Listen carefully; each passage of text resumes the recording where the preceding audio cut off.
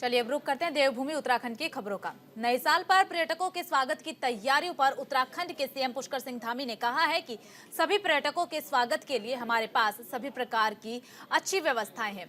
उनके रहने और आवागमन के लिए उचित व्यवस्थाएं हैं। उत्तराखंड सरकार ने सभी सुविधाओं और उनकी सुरक्षा के लिए आदेश दिए हैं। हम सभी का स्वागत करते हैं और पिछले वर्ष भी उत्तराखंड में बड़ी संख्या में पर्यटक आए थे।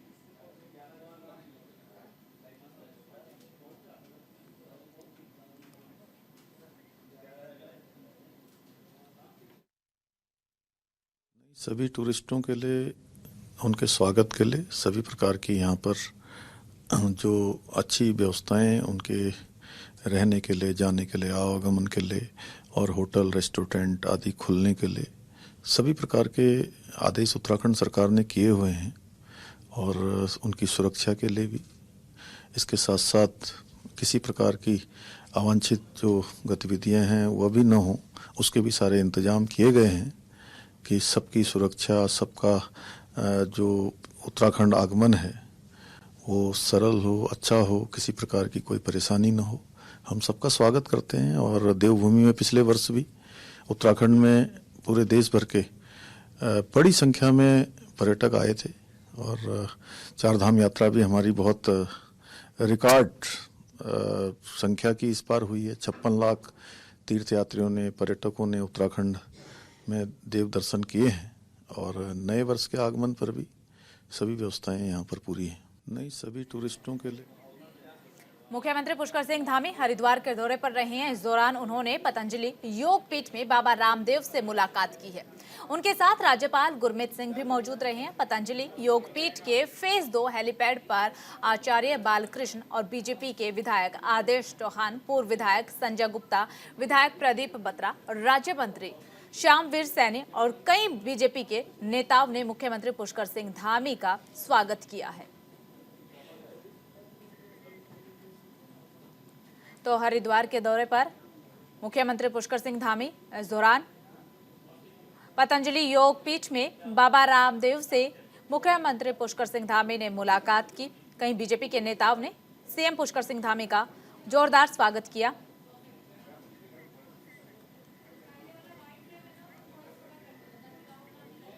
उत्तराखंड में नए साल 2024 का आगाज बारिश और बर्फबारी के साथ होगा। मौसम विभाग ने 30, 31 दिसंबर और 1 जनवरी को 5 पहाड़ी जिलों में बारिश और बर्फबारी की संभावनाएं जताई है। इसी बीच आज प्रदेश के मैदानी क्षेत्रों में कोहरा छाया रहा है। कोहरे के चलते देश के कई हिस्सों से देहरादून आने वाली उड़ानें, ट्रेनें और बस सेवा भी प्रभावित हुई है।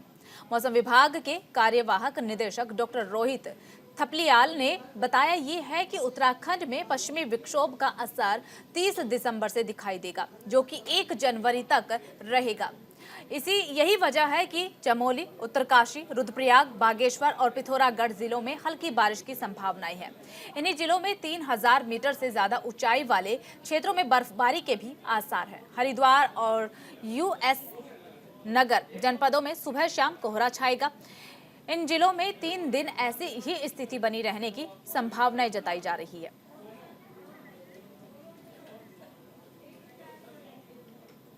तो मौसम विभाग ने बर्फबारी की संभावना जताई है। 5 पहाड़ी जिलों में हो सकती है बारिश और साल 2024 का जो आगाज है वो बारिश और बर्फबारी के साथ होगा। मौसम विभाग ने बर्फबारी की संभावनाएं जताई है। 3 से 4 दिन बारिश और बर्फबारी हो सकती है और बर्फबारी का जो असर है वो मैदानी इलाकों में भी साफ तौर पर देखने को मिलेगा। 5 पहाड़ी जिलों में बारिश की संभावनाएं जताई गई है और देखिए जिस तरीके से घना कोहरा इन दिनों छाया हुआ है उससे यातायात भी प्रभावित हो रहे हैं। इसी खबर पर ज्यादा जानकारी के साथ हमारे सहयोगी संजय पुंडीर फोन लाइन पर जुड़ चुके हैं। संजय, क्या कुछ आईएमडी का कहना है? लेकिन निश्चित तौर पर उत्तराखंड का मौसम अब धीरे धीरे बदल रहा है, जिसका असर अब कहीं ना कहीं आम जीवन पर भी पड़ रहा है। क्योंकि हम लगातार देख रहे हैं कि जहां पहाड़ों में लगातार बर्फबारी हो रही है तो मैदानी जिलों में भी घना कोहरा छाया हुआ है, जिसके साथ जिसके कारण यातायात पूरी तरह प्रभावित हो रहा है।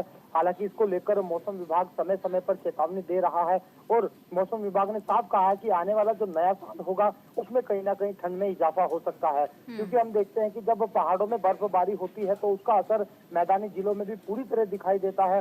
हालांकि मौसम विभाग और यातायात लगातार जो जिला प्रशासन है वो भी पूरी तरह कह रहा है कि आप एहतियात बरतें, क्योंकि जब पहाड़ों में बर्फबारी होती है तो कोई हादसा ना हो, इसको लेकर भी विशेष दिशा निर्देश दिए हैं। अगर मैदानी जिलों की बात की जाए तो आज सुबह से ही लगातार यहाँ पर कोहरा छाया हुआ है, यातायात पूरी तरह प्रभावित होता दिखाई दे रहा है। जी ठीक है संजय, देखिए जिस तरीके से यातायात प्रभावित हो रहे हैं, बर्फबारी होती है, घने कोहरे की वजह से लैंडस्लाइड जैसी संभावनाएं भी बढ़ जाती है, तो इसे लेकर के क्या कुछ वहां पर व्यवस्थाएं की जा रही है जिससे कि यातायात प्रभावित ना हो, लोगों को समस्याओं का सामना ना करना पड़े, या फिर लैंडस्लाइड जैसी जो समस्या इन दिनों देखने को मिलती है उनसे बचाव के लिए क्या कुछ व्यवस्थाएं उत्तराखंड में? देखिए, लगातार ये अगर हम पहाड़ी जिलों की बात की जाए तो वहां पर जिला प्रशासन पूरी तरह तैयार है, क्योंकि लगातार 3000 फीट से ज्यादा ऊंचाई वाले क्षेत्र वहां कई दिनों से बर्फबारी हो रही है।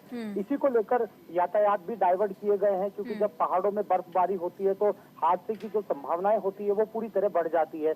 इसको लेकर लगातार जो जिला प्रशासन है वो एहतियात बरतने के लिए कह रहा है, और जो मैदानी जिलों से लोग वहां पहुंच रहे हैं, पर्यटक वहां पहुंच रहे हैं, वो किसी हादसे का शिकार ना हो, इसके लिए वहां लगातार जगह जगह पर बोर्ड लगाए गए हैं। हालांकि इसको लेकर जो जिला के जो कप्तान है, एसएसपी है, वो भी विशेष दिशा निर्देश तय किए हैं और उन्होंने कहा है कि यहाँ पर सावधानी बरतनी बहुत जरूरी है। चलिए ठीक है संजय, बहुत बहुत शुक्रिया आपका तमाम जानकारी साझा करने के लिए।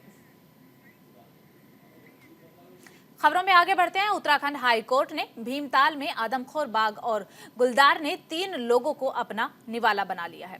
उन्हें वन विभाग ने उनको बिना चिन्हित किए सीधे मारने की अनुमति दिए जाने के मामले में संज्ञान लेकर सुनवाई की है। मामले की सुनवाई के बाद कोर्ट की खंडपीठ ने जनहित याचिका को निस्तारित करते हुए निर्देश दिए हैं कि वाइल्ड लाइफ प्रोटेक्शन एक्ट की धारा 11A का पालन किया जाए। 11A के अनुसार मारने से पहले आदमखोर को चिन्हित किया जाए। साथ ही ये भी कहा है कि बाघ को पकड़ा जाए, जिसके बाद उसे टेक्यूलाइज किया जाए। कोर्ट ने यह भी कहा है कि अगर कोई जानवर इंसान पर जानलेवा हमला करता है तो अपनी आत्मरक्षा के लिए उसे मार सकते हैं।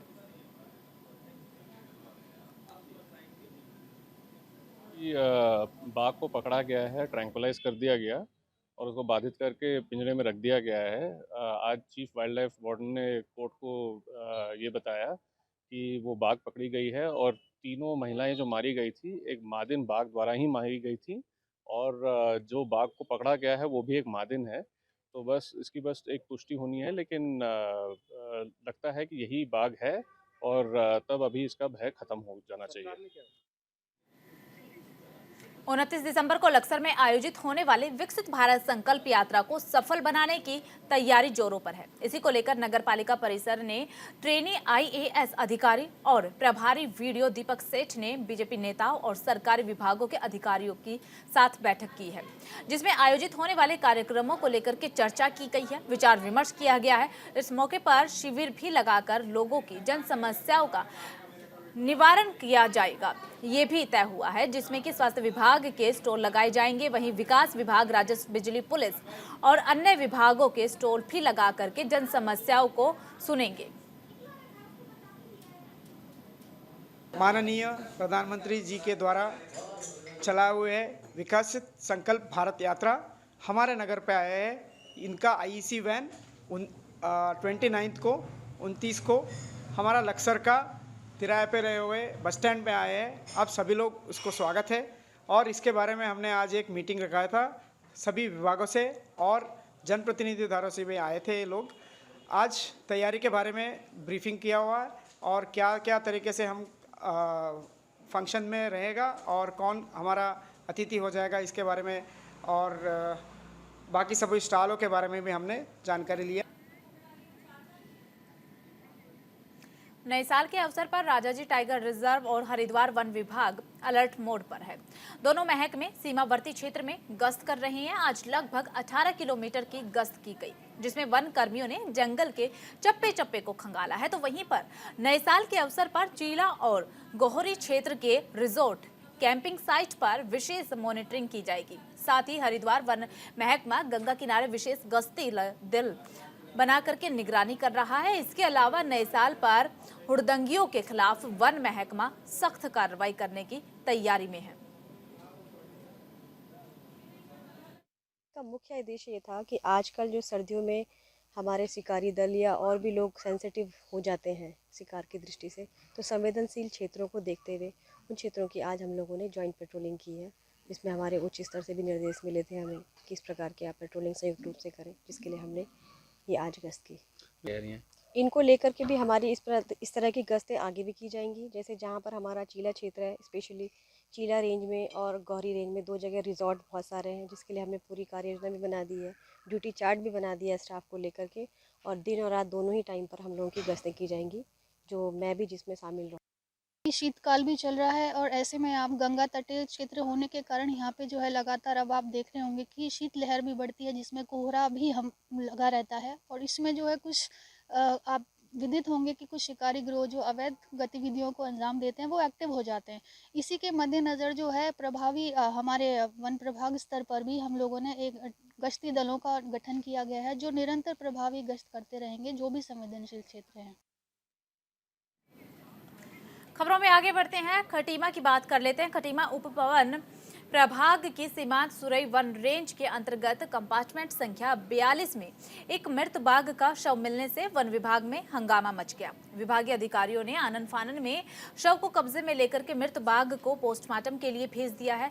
खटीमा उप वन प्रभाग की एसडीओ संचिता वर्मा ने मीडिया से जानकारी दी है और कहा है कि विभाग की गश्ती टीम को गश्त के दौरान सुरई रेंज के कंपार्टमेंट 42 से एक नर बाघ का शव बरामद हुआ है, जिसकी अनुमति आयु 10 से 12 वर्ष के बीच आंकी गई है। मृत बाघ के सभी अंग सुरक्षित है। प्रथम दृष्टि में ये घटना वन्य जीवों के आपसी संघर्ष का परिणाम मालूम पड़ती है। मृत्यु का सही कारण पोस्टमार्टम के बाद ही सामने आ पाएगा कि आखिरकार क्या कुछ हुआ है। पुख्ता जानकारी पोस्टमार्टम रिपोर्ट सामने आने के बाद ही दी जाएगी। हमारी टीम जांच के सभी पहलुओं पर ध्यान दे रही है। डिसाइड करना चाह रहे थे न्यू ईयर के लिए हम लोग किस जगह को पिक कर सकते हैं, और मेरे को नहीं लगता है कि इससे अच्छी कोई पॉसिबल प्रॉपर्टी थी जहाँ पे हम लोग अपना न्यू ईयर सेलिब्रेट कर सकते थे। मतलब 2 साल पहले ही हमारी शादी हुई है। मैं वैसे बहुत ज़्यादा पहाड़ों वाला हूँ नहीं, लेकिन यहाँ आके वो जो एक यहाँ का जो फील है ना, पहाड़ों के बीच में रहने का, यहाँ पे एंजॉय करने का, वो अलग ही लेवल का है। मतलब मैं खुद ही बहुत लोगों को रिकमेंड करना चाहूँगा कि मतलब लोग पार्टियाँ करते हैं, क्लब जाते हैं, उससे अच्छा है कि आप ट्रैवल करें, चीज़ों को एंजॉय करें, नेचुरल ब्यूटी देखें। मतलब आपके आसपास इतना कुछ है देखने को और लोग इन सब चीज़ों को मिस कर जाते हैं।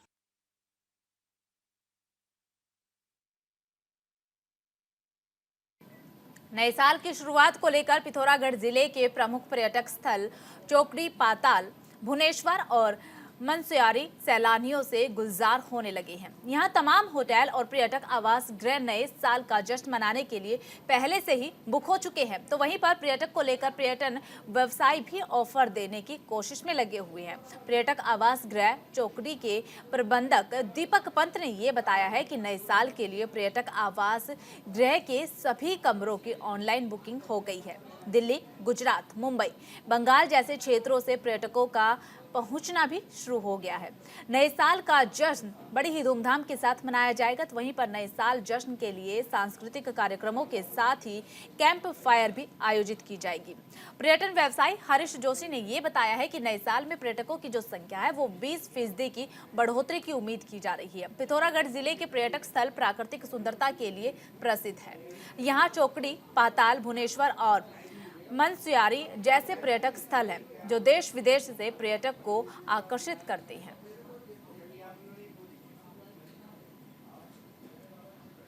खबरों में आगे बढ़ते हैं, बात लक्सर को लेकर कर लेते हैं, जहां पर लक्सर में भारतीय किसान यूनियन वेलफेयर फाउंडेशन और कांग्रेस के कार्यकर्ताओं ने रेल विभाग पर लोको कॉलोनी के लोगों का रास्ता बंद करने पर आरोप लगाते हुए तहसील मुख्यालय पर हंगामा कर एसडीएम को ज्ञापन दिया है।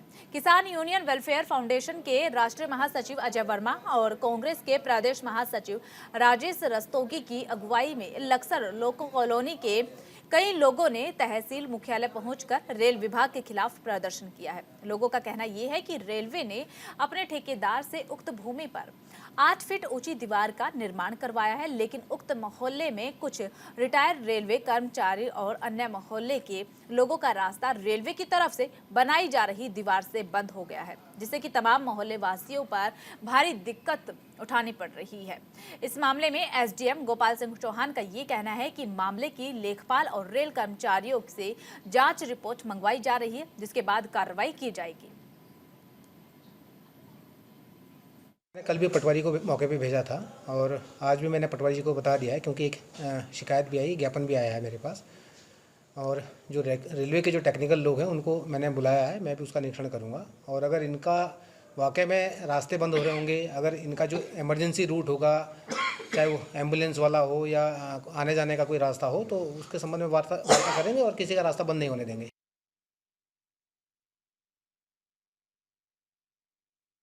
वार्ड नंबर 6 में रेलवे कॉलोनी का एक प्लाट है 15 बीघे का।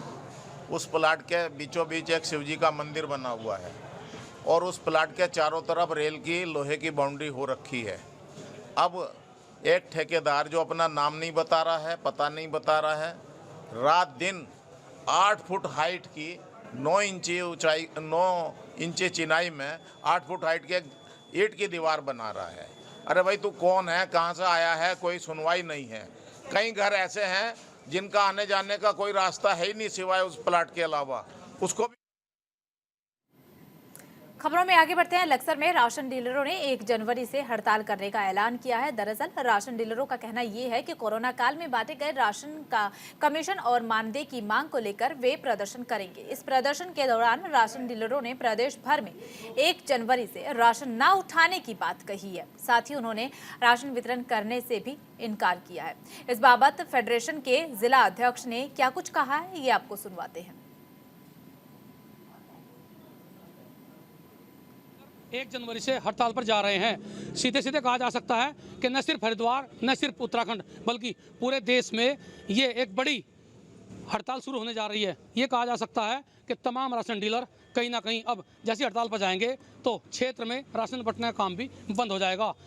ये निर्णय क्यों लिया गया? आज हमारे साथ में all India fair price shop dealer federation के जिला अध्यक्ष नरेंद्र शर्मा जी हैं। उनसे बात करेंगे, चूँकि एक बड़ा आंदोलन करने की रणनीति बनाई जा रही है और इसे लेकर के आज ये तमाम क्षेत्र के राशन डीलर इकट्ठा हुए थे।